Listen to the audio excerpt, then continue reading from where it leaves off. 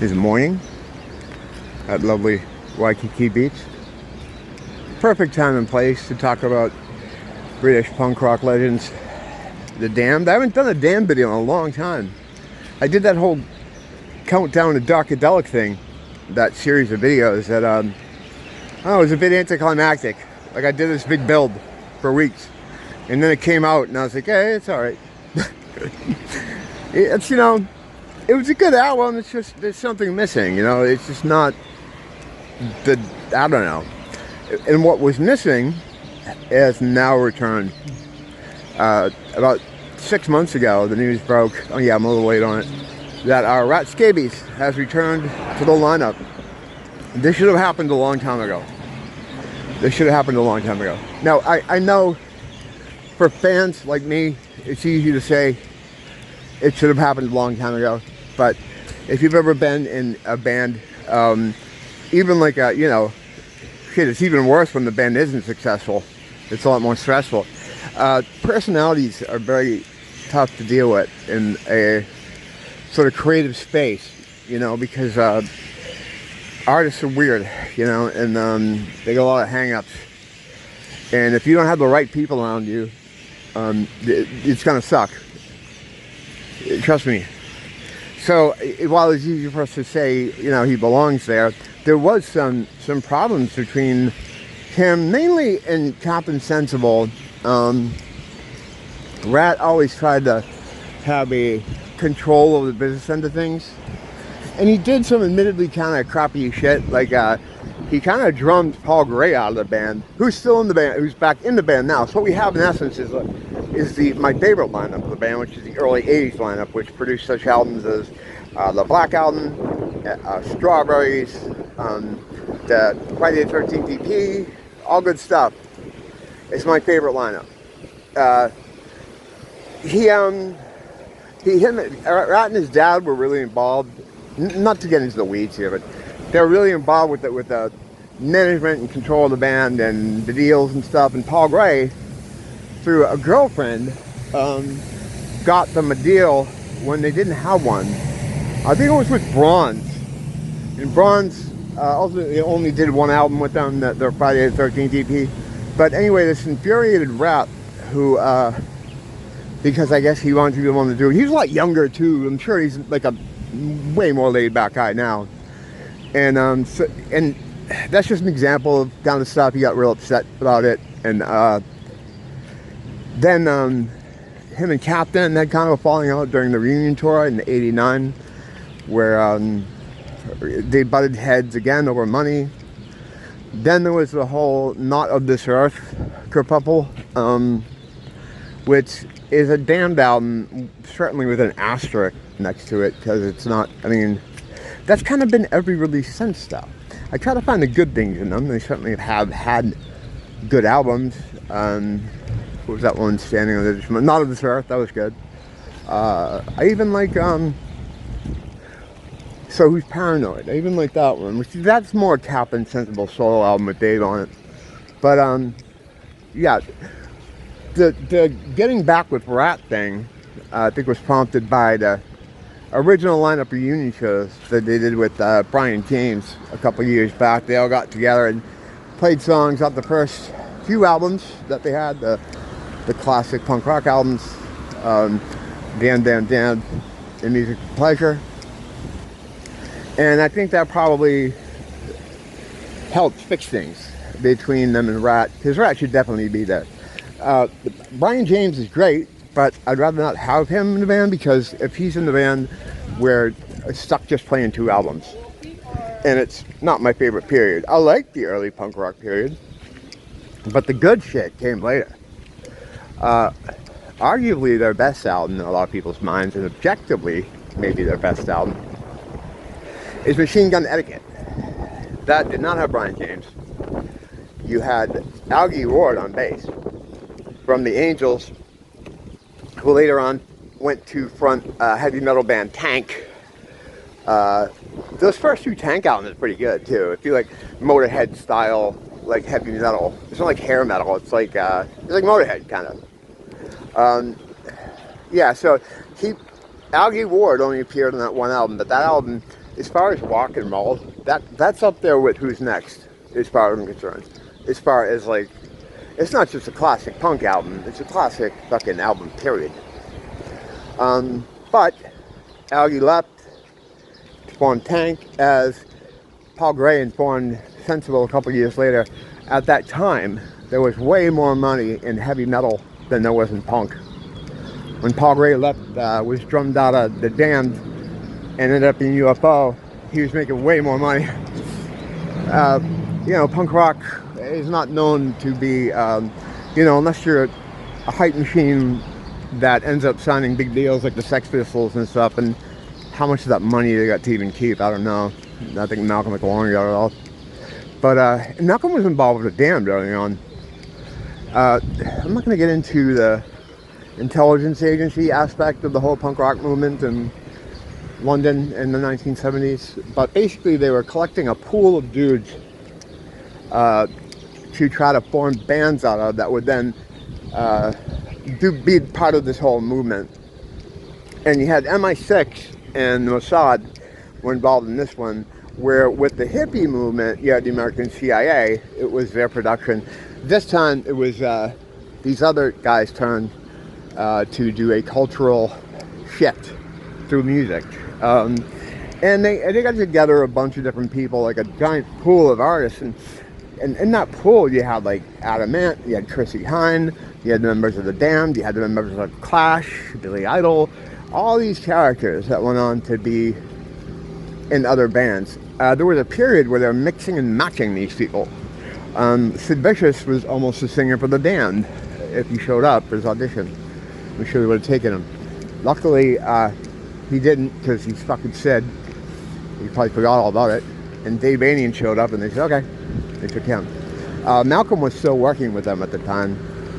They had a falling out with Malcolm because what happened was when he wanted the Sex Pistols to go on tour, he knew that they didn't have any kind of connections outside of London. They'd only played in the city proper, while The Damned had moved around the country and had made connections in different venues in some of the smaller places. So what they did is they put The Damned on the bill, as well as the Clash and Johnny Thunders, to get into these places. You know, because the Sex Pistols didn't have any pull, Clash didn't have any pull. Johnny Thunders was there for the ride, you know. He was like a hero of everybody's, and he was great, you know, Johnny Thunders. But they needed The Damned to sort of get them in these places. And when they arrived at one particular venue, Sex Pistols had already gained a little bit of reputation, and I think it may have been just when the Bill Grundy stuff was breaking, when they appeared on that show and caused a big meltdown with the British public because they swore on the that was absolutely staged, of course, you know. A glass eye up a duck's ass could see that. But what happened was the venue was like, yeah, we'll take everybody else, but Sex Pistols cannot play, right? So The Damned was like, well, we'll still do it. We know these people. We're not going to fuck these people over out of a show because of the Sex Pistols. Malcolm became incensed by this, called them traitors to punk rock, said they're not punk, and tried to pretty much blacklist them. And it worked, kinda. I mean, they had everything they did from there on in was a fucking struggle. They couldn't stay on a label. It's like they almost got signed to MTA by accident, kind of, if you look at that whole story. They just had trouble from there on in, because when you're MI6, it's not too hard to blackball people. But at any rate, after that, the Sex Pistols really blew up because the Grundy thing gained more traction, and they found they didn't need The Damned, so they were kicked off the tour. And that would be the first of things were going. When they first came out, things were going up and up and up. Jimmy Page showing up at shows, Mick Jagger sending them pies, T-Rex taking them on tour, and then this breakdown with Malcolm happened, and it was just fucking shitsville. From then on in, the curse of The Damned. They charted singles and had successful albums despite all their problems. It just shows what a great band they were. They were the best of all those bands, hands down. There's no competition between them and like the Clash. Certainly not the Sex Pistols. And I love the Sex Pistols, but they're more like it's not so much about music with them. The tunes were good, but it was a bit more manufactured, about manufactured. And I know Johnny Rotten, he takes umbrage with that, and I love him. I think he's a great guy, and I understand where he's coming from. But it was kind of, they were very put together and coddled and treated like, they were treated like a modern like pop act, or what would be a boy band in the past 20 years. And unfortunately it imploded, but then we did get Public Image, so that's great. But yeah, Rat is back in the band. He should have been in the band a long time ago. I wish they could have worked out with him. I think if he had stayed, or if they'd patched it up with him, they could have had a different trajectory now, because a lot of those old punk bands like have gone on to legendary status by parlaying their name into things like TV commercials and the larger pop culture consciousness, where the Damned has never made that move. They've always been underground. They never got the payoffs that what's that band, Pete Kelly, oh god help me, what do I get, you know what I'm talking about, escaping my mind, that band, you know, they never got the Polaroid commercials or any of that advertising money that all these other bands got, you know, in their time. I almost call them stiff little fingers. What's wrong with me? Buzzcocks, thank you. Oh my god. Well, I had to chase that one around the fucking barn. Talk about going from your ass to your elbow to get to what the fuck. But yeah, so now hopefully, I think their problem too has always been management. They never had a solid management with like a game plan. They do things kind of haphazardly. A tour here, an album there. There's never a concentrated push. And that could be because some of the personalities in the band, but they need like a professional company to handle them. And I don't know if they're still kind of, you know, kept from that because of things in the past, but they need someone to come in and really utilize their potential. I know it's very lame to talk about, you know, from what punk began as, to sit here and go, yeah, they really need to maximize their marketability, but they fucking should get paid. You know, I want Dave Banian to have a castle. You know, he deserves it. He's given me lots of fucking happiness over the years. They all have. I want the captain to have his own train. You know what I mean? Hell, a lot lesser people have that kind of stuff. And it's not just about all the trappings and material bullshit, but the respect as well. You know, how many punk documentaries do you hear, like, they always be the Clash, the Sex Pistols, and then like some other band, like the Jam. It's like the Jam were there, yeah, but you know what I mean? Like, you know, always the third band will always be anyone but the band, when they should absolutely be one of the big three all the time. And as the years go by, the problem compounds itself. So hopefully with Rat back, they can make like a bigger splash. I would like new music, and I think they're gonna make some, because like a lot of other bands do now, don't make music because they feel like, oh no, there's no money. Well, if you're a musician and you like playing, you make music. That's what you do. It doesn't matter what's going on with the market. The market sorts itself out. You know, if you can do it and not lose money, you should do it.